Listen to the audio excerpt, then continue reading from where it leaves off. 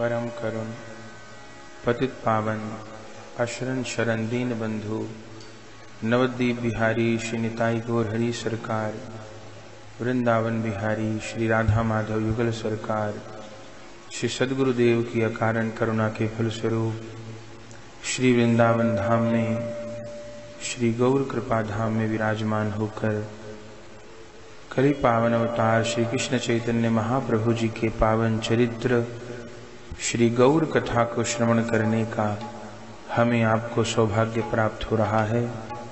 और आज इस कथा प्रवाह का तृतीय दिवस है। कल श्री महाप्रभु जी के पावन चरित्र में उनकी दिव्य बाल लीलाओं को और किस प्रकार श्रीमन महाप्रभु जी के बड़े भ्राता श्री विश्वरूप जी ने गृह त्याग किया और फिर महाप्रभु जी के भावी सन्यासी रूप का दर्शन करके पिता श्री जगन्नाथ मिश्र जी महाराज वैकुंठ के लिए प्रस्थान करते हैं। अब श्री महाप्रभु जी अध्यापक निमाई के रूप में श्री नवद्वीप में विराजमान हैं। दूर दूर के छात्रगण आके महाप्रभु जी से विद्या अध्ययन करते हैं और श्रीमन महाप्रभु जी बहुत दिव्य रूप में छात्रों को विद्या अध्ययन करा रहे हैं। इन्हीं दिनों एक काश्मीरी पंडित दिग्विजय करते हुए नवद्वीप पहुंचे।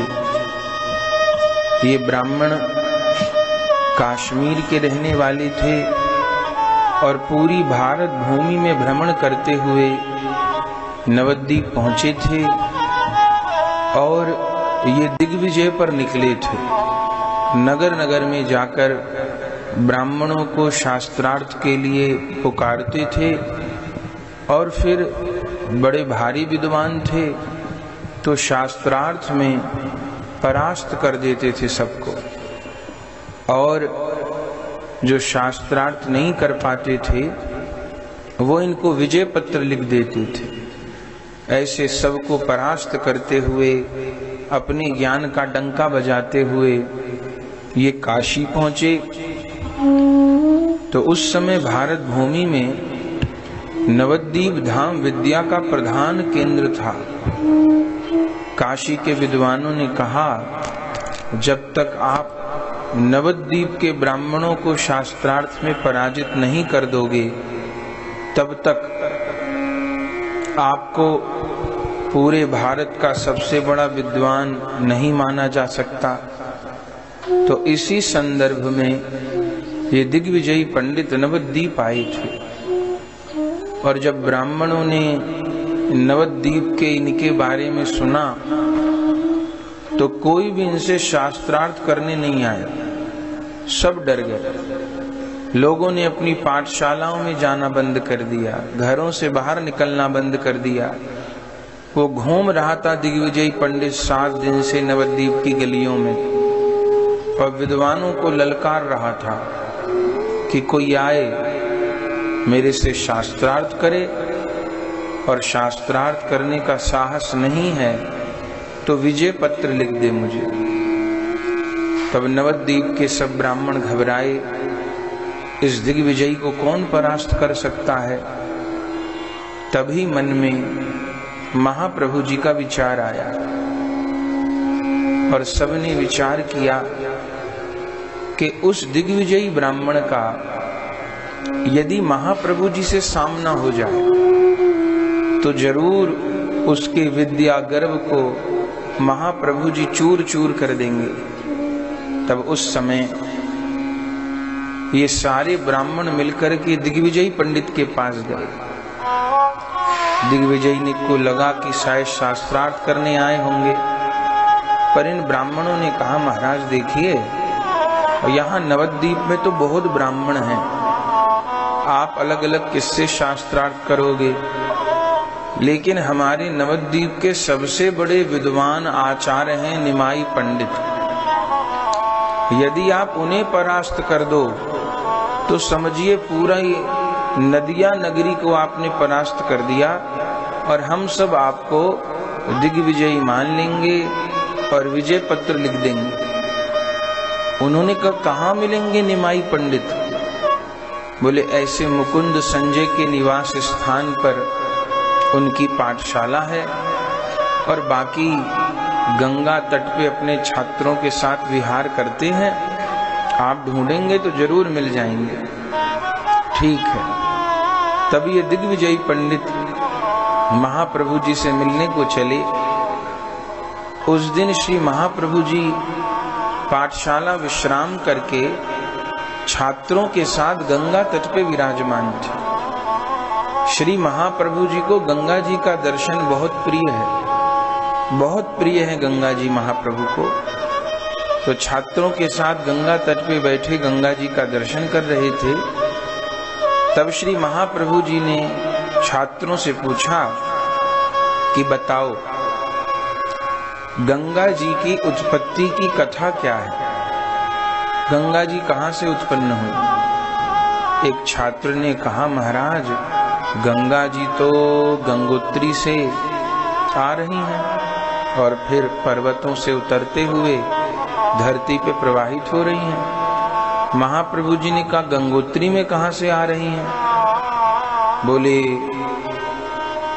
ऊपर पर्वतों से पुराणों में उल्लेख है भगवान शंकर की जटाओं से धारा निकल रही है और वही गंगोत्री से प्रकाशित होती है। तो भगवान शंकर की जटा में कहां से आई? बोले वो तो आकाश के माध्यम से ब्रह्मांड फोड़ के प्रकट हुई। तो वहां गंगा जी कैसे उत्पन्न हुई? तब एक छात्र ने कहा कि पुराणों में ऐसी कथा है कि जब वामन भगवान ने राजा बलि पर कृपा करी और अपने प्रथम पग में नीचे के लोकों को नापा और दूसरे पग में जब ऊपर के लोकों को नापने लगे तो प्रभु का दूसरा चरण ब्रह्मांड सतह को छेद के ब्रह्मलोक में पहुंच गया। और उस समय जब ब्रह्मा जी ने देखा कि मेरे लोक में भगवान के चरण पधारे हैं, तब अपने कमंडल के जल से वामन भगवान के चरण के अंगूठे को धो लिया। तो वो गंगा जी की मूल उत्पत्ति का प्रसंग है, इसलिए गंगा जी को विष्णुपदी कहा जाता है। वो भगवान का चरणामृत है। महाप्रभु जी ने कहा तो ब्रह्मा जी के कमंडल में जल कहां से आया? अब इसका उत्तर तो कोई छात्र नहीं दे पाया। छात्रों ने कहा गुरुजी भर लाए होंगे ब्रह्मा जी कहीं से, अब ये क्या पता कि कमंडल में जल कहां से आया। तब श्री महाप्रभु जी ने गंगा जी की उत्पत्ति की मूल कथा सुनाई कि मूल रूप में गंगा जी कैसे प्रकट हुई। महाप्रभु जी ने कहा एक बार शिव शंकर भोला गिरी कैलाश पे गाए रहे। भोले बाबा से बड़ा कोई वैष्णव नहीं है। सुखदेव जी कहते हैं वैष्णवा नाम यथा शंभो। शिव से बड़ा कोई वैष्णव नहीं है, उनसे बड़ा कोई भागवत नहीं है। और भोले बाबा सबसे बड़े वैष्णव क्यों हैं? क्योंकि एक क्षण के लिए भी उनके द्वारा नाम की और नामी की विस्मृति नहीं होती। और संसार में देखिए कोई ऐसे देवता नहीं जिनका पूरा परिवार पूजित हो रहा हो। एकमात्र हमारे भोले बाबा ऐसे हैं कि मंदिर मंदिर में शिव परिवार की पूजा हो रही है। और शिव की गृहस्थी से बढ़ के किसी की गृहस्थी नहीं है। कारण क्या है कि शिव की गृहस्थ में कलह नहीं है, कलेश नहीं है। आप किसी भी पुराण को उठा के देखिए तो आपको एक प्रसंग मिल जाएगा कि पार्वती जी भोले बाबा से प्रश्न करती हैं और उस प्रश्न के उत्तर में भोले बाबा पार्वती जी को कथा सुनाते हैं। श्री राम कथा के मूल में भी गौरी शंकर का संवाद ही है। पार्वती जी ने 9 प्रश्न किए हैं भोले बाबा से। उसके उत्तर में भोले बाबा ने 9 दिवसीय राम कथा सुनाई है। श्री कृष्ण कथा के मूल में भी गौरी शंकर संवाद है, गौर कथा के मूल में भी गौरी शंकर संवाद है। हम प्रथम दिन सुन रहे थे अनंत संहिता की चर्चा, जब पार्वती जी ने महाप्रभु जी के विषय में भोले बाबा से जिज्ञासा की और भोले बाबा ने कहा, य ऐव राधिका कृष्ण स ऐव गौर विग्रहे यच्च वृंदावनम देवी नवद्वीपस्य तत्शुभम। तो भोले बाबा की गृहस्थी इतनी धन्य क्यों है, जबकि उनके परिवार में कोई सुख सुविधा नहीं। और देवता तो भवन में रहते हैं और वे तो खुले पर्वत पे रहते हैं, और देवता वस्त्र पहन के रहते हैं, वे दिगंबर रहते हैं। लेकिन विशेषता ये है कि भोले बाबा के घर में या तो भगवत कथा होती है और या भगवान नाम होता है, इसके अलावा कुछ नहीं। निरंतर शिव कथा ही कहते रहते हैं अथवा श्री हरिनाम संकीर्तन करते रहते हैं। और कितनी मस्ती में कीर्तन करते हैं। पुराणों में उल्लेख है, भोले बाबा जब कीर्तन करते हैं उनको ये भी ध्यान नहीं रहता मेरे शरीर पर बाघंबर है कि नहीं है। वे डमरू बजा के कीर्तन करते हैं और उस कीर्तन को सुन के पार्वती जी कितनी प्रसन्न होती हैं कि स्वयं पार्वती जी नृत्य करने लगती हैं। गणेश जी गले में मृदंग लेके कीर्तन में सहयोग करने लगते हैं, कार्तिकेय जी झांझ बजाने लगते हैं और महासंकीर्तन होता है। तो महाप्रभु जी सुना रहे हैं कि ऐसे ही एक बार भोले बाबा कैलाश पर्वत पर श्री कृष्ण नाम संकीर्तन कर रहे थे। एक बार शिव शंकर भोला गिरी कैलाश पे गाए रहे, हरे कृष्ण गोविंद गोपाल राम रमापति ध्याय रहे। उसी समय बीन बजावत हरि गुण गावत नारद मुनि तहां आए रहे। अति हर्षाय मिलाए साज सुर करत संग सुख पाए रहे। उसी समय श्री नारद जी पधारे। नारद जी ने देखा भोले बाबा बहुत विभोर होकर श्री कृष्ण नाम संकीर्तन कर रहे हैं, लेकिन अकेले हैं, कोई सहयोग देने वाला नहीं। तो नारद जी के पास तो वीणा रहती है, तो वीणा से कीर्तन में सहयोग करने लगे और दोहराने लगे कीर्तन। कम से कम 2 लोग तो चाहिए कीर्तन में, बहुत जोर जमा कीर्तन। इतने में गणेश जी पधारे।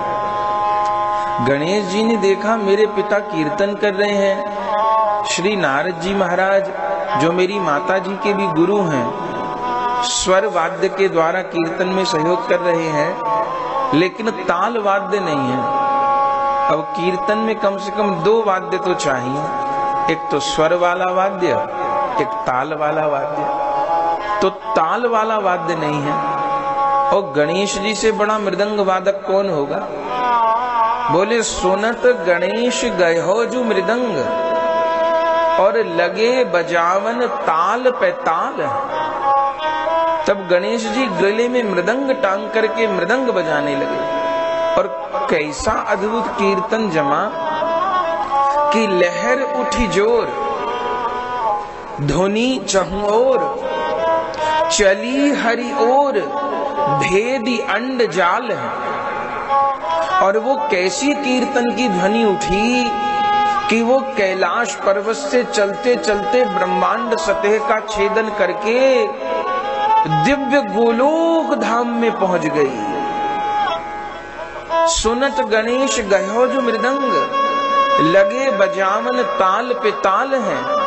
लहर उठी जोर, धुनी उठी घोर, चली हरि ओर, भेद अंड जाल है। और बैठे गोलोक में श्री राधा गोविंद, नाम की धुन सुन भये निहाल। कीर्तन की आवाज गोलोक बिहारी श्री राधा माधव तक पहुंची और उस कीर्तन ध्वनि को सुनकर के श्री कृष्ण विभोर हो गए। ये भक्ति ऐसी वस्तु है जो भक्त को तो सुख देती देती है, भगवान को भी सुख देती है। और भगवान तो कहते हैं नारद जी को कि नाहम वसामि वैकुंठे योगी नाम हृदयेन च पर मद भक्ता यत्र गायन्ति तत्र तिष्ठामि नारदा। हे नारद, मैं कभी कभी वैकुंठ में भी नहीं रहता, योगियों के हृदय में भी नहीं रहता, ज्ञानियों को भी त्याग देता हूँ, पर जहाँ मेरे भक्त मुझे भाव विभोर होकर गाते हैं वहां मैं अवश्य रहता हूँ, अवश्य रहता हूँ। तो ये ध्वनि गोलोक तक पहुंची और ऐसी नाम ध्वनि, ऐसी करुण ध्वनि के सुनकर श्री कृष्ण रह नहीं पाए और श्री कृष्ण गोलोक का त्याग करके जैसे कोई सपेरा बीन बजाता है तो सर्प कहीं भी छुपा हो उस बीन को सुन के आकर्षित हो जाता है, ऐसे नंद नंदन श्याम सुंदर कहीं छिपे हों। जब भक्त लोग विभोर होके नाम संकीर्तन करते हैं तो श्री कृष्ण अवश्य प्रकट होते हैं। कोई कहेगा दिखते तो नहीं है, दिखने वालों को दिखते भी हैं, पर जिनको नहीं भी दिखते तो संकीर्तन करते हुए जो आनंद आता है, वैष्णव जनों को नाम संकीर्तन करते हुए जो सुख मिलता है, जो आनंद मिलता है, वो आनंद कौन है? उस आनंद के रूप में श्री कृष्ण ही तो प्रकट होते हैं। जो अष्ट सात्विक विकार है उनके रूप में भगवान का प्रेम ही प्रकट होता है। तो श्री कृष्ण बेचैन हो गए गोलोक में और गोलोक को त्याग करके उस संकीर्तन ध्वनि का आलंब लेके कैलाश पहुंचे। सुन के धाये गोलोक सो गोविंद, और कहां आ गए? बोले तीन जहां रसलीन है गांव में। किसी को पता नहीं, गणेश जी, नारद जी, भोले बाबा सब नेत्र बंद करके महासंकीर्तन कर रहे हैं, किसी को देह का अनुसंधान नहीं, पता भी नहीं स्वयं श्री कृष्ण आके सुन रहे हैं। और कैसा जोर कीर्तन! बोले यूं तो भोले सहज मतवारे, तापे प्याला नाम उड़ावे, तापे नारद बीना बजावे, लहर लहर रस लहर चढ़ावे, तापे वादक पुनि गणनायक, परन की रेल पे रेल चलावे, और तीन तिकट के प्रेम विकट पे नाथ त्रिलोकी गरी गरी जाओ। परिणाम ये हुआ कि भगवान शंकर, श्री नारद जी, श्री गणेश जी के मुख से महासंकीर्तन श्रवण करके श्री कृष्ण इतने भाव विभोर हो गए कि भक्तों को तो नाम लेके अश्रुपात होता है, होना चाहिए, तो भगवान को भी अश्रुपात होने लगे। और केवल अश्रुपात नहीं, अंग से स्वेद की धारा बहने लगी और अंग अंग से, रोम रोम से प्रेम की धारा बहने लगी। और श्री कृष्ण इतने इतने इतने इतने प्रेम में विभोर हो गए, श्री राधा नाम श्रवण करके ऐसे प्रेम में खो गए कि स्वयं श्री कृष्ण पिघल गए। और जब भोले बाबा के नेत्र खुले, बोले मोंदे नैन महेश के उघरे, तो देखत प्रभु तन गरी गरी जावे, अंग अंग रसधार दुधारा चौधारा शतधार बहावे, नीर और नर रूप ब्रह्म लखी, सब प्रेम सो आनंद अश्रु बहावे। भोले बाबा के जैसे कीर्तन करते नेत्र खुले, अरे मेरे प्रभु विराजमान है, और प्रेम में विभोर होकर आंखों से अश्रुपात, शरीर से स्वेद की धारा, अंग अंग से जल की धारा बह रही है। स्वयं श्री कृष्ण कैलाश पर जल बन करके प्रवाहित हो रहे हैं। उसी समय नाम ध्वनि को सुनकर के ब्रह्मा जी आए, और ज्यों ब्रह्मा जी ने देखा ब्रह्म चतुर्मुख आय धाय, तब माझ कमंडल नीर भराए। तब ब्रह्मा जी ने दौड़ करके जब इस लीला को देखा, स्वयं श्री कृष्ण के अंगों से जल, स्वयं श्री कृष्ण जल बन करके प्रवाहित हो रहे हैं, तब ब्रह्मा जी ने उसी जल को अपने कमंडल में भरा। ब्रह्म चतुर्मुख आए ढाए, तब मांझ कमंडल नीर भराए, और सोई जल से वामन पग धोए, तब चरणोदक नाम कहाए, और सोई जल ले शिव शीश पे धार्यो, लेके भगीरथ पितर तराए, और ज्ञानी जल को ब्रह्म कहें, पर प्रेमी ब्रह्म को जल ही बनाए। महाप्रभु जी कहते हैं, कहां तो ज्ञानी जल को ब्रह्म कहते हैं और कहां प्रेमियों ने ब्रह्म को जल ही बना दिया। स्वयं भगवान जल रूप होकर प्रवाहित होने लगे, और उसी समय श्री ब्रह्मा जी ने उस द्रव्य को, भोले बाबा ने कहा ये क्या है? ब्रह्मा जी ने कहा ये ब्रह्म द्रव्य है। इसलिए गंगा जी का एक नाम ब्रह्म द्रव्य है। ब्रह्म द्रव्य माने पिघला हुआ ब्रह्म। गंगा जल सामान्य वस्तु नहीं है, गंगा जल के रूप में श्री कृष्ण ही प्रवाहित हो रहे हैं, इसलिए गंगा जी की इतनी महिमा। उस ब्रह्म द्रव्य को कमंडल में भरा, और फिर बहुत देर बाद श्री कृष्ण बाह्य स्थिति को प्राप्त हुए। तब सबने भगवान की स्तुति करी, इस घटना के विषय में बताया। तब भोले बाबा से कहा इस जल का क्या नाम होगा? श्री कृष्ण ने कहा ये गोविंद का पिघला हुआ रूप है, इस जल का नाम होगा गंगा। गंगा माने पिघले हुए गोविंद। गोविंद ही जल बन करके जहां प्रवाहित हो रहे हो। तब उसी जल को ब्रह्मा जी ने अपने कमंडल में भरा, और उसी जल से वामन भगवान के चरण धुलाए। तब गंगा जी का एक नाम हो गया विष्णुपदी। फिर जब भागीरथ जी लेके आए, शंकर भगवान ने अपनी जटाओं में विराजमान किया, तब नाम हो गया जटा शंकरी। फिर भगीरथ जी अपने पितरों को तारने के लिए लेके चले, पीछे पीछे गंगा जी, आगे आगे भागीरथ जी का रथ, तो नाम हो गया भागीरथी। और जब गंगा सागर पर जाकर उन सागर के 60,000 पुत्रों को, जिनकी लाखों वर्ष पहले की चिता की भस्म पड़ी थी, गंगा जी के जल ने स्पर्श किया, वे 60,000 के 60,000 मृत सागर के पुत्र चतुर्भुज पार्षदों के रूप में प्रकट होकर के और वैकुंठ के लिए प्रस्थान करते हैं। तब गंगा जी का नाम हुआ पतित पावनी। तो इस प्रकार गंगा जी प्रकट भई। अब छात्र सुनकर के महाप्रभु जी के मुख से गंगा जी की महिमा बड़े प्रसन्न भये, और श्रीमन महाप्रभु जी ने कहा अब थोड़ी देर गंगा जी का कीर्तन करो और फिर यहाँ से प्रस्थान करेंगे।